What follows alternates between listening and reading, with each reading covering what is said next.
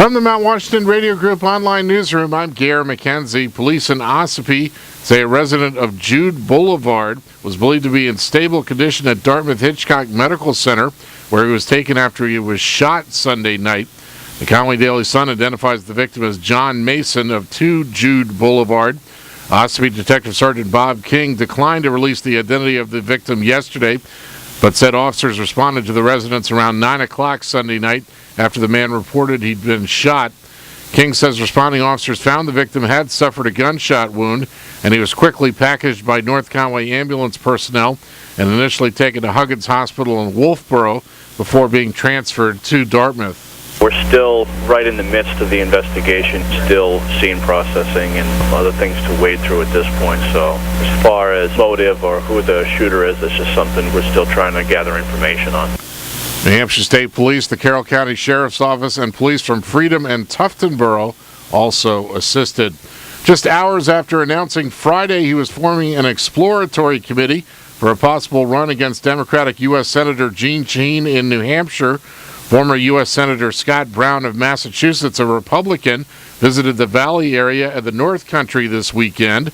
Longtime New Hampshire House member and Bartlett Selectman Republican Gene Chandler says he escorted Brown on a walking tour of Route 16 in North Conway Saturday. Visited some of the shops on the way up through and then had a get-together with a few folks up at the Eastern Slope Inn that came in just to meet Scott and say hello and listen to him for a few minutes. And then we had a little dinner get-together up at Tuckerman's Tavern. Chandler says Brown headed north Saturday night, making stops in Gorham, then meeting with North Country New Hampshire State Senator John Gallus and stopping at the Northland Dairy Bar in Berlin Sunday before continuing on to stops in Errol, Colebrook, Lancaster, and Littleton. Chandler says he thinks Brown was well received and says he was amazed at how many people recognized him.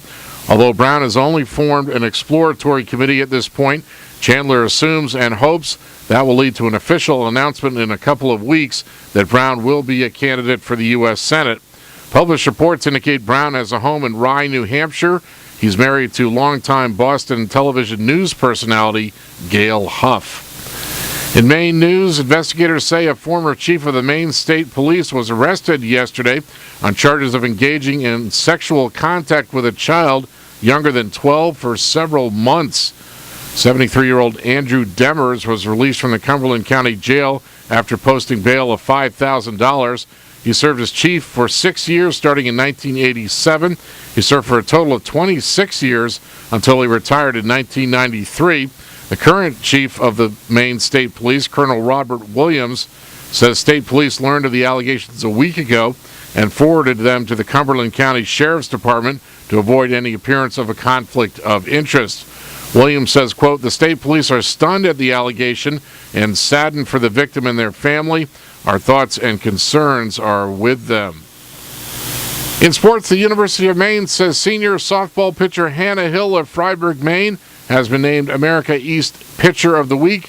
Hill went 2-0 over the week while giving up just 1 run with 13 strikeouts.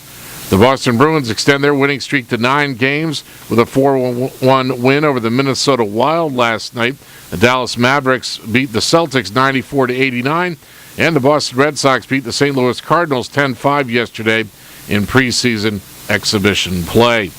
In the weather today, mostly sunny, highs in the low to mid-30s with light winds. Mostly clear tonight, lows from around 2 to 9 above, and partly sunny Wednesday, highs in the mid-30s. From the Mount Washington Radio Group online newsroom, I'm Gare McKenzie.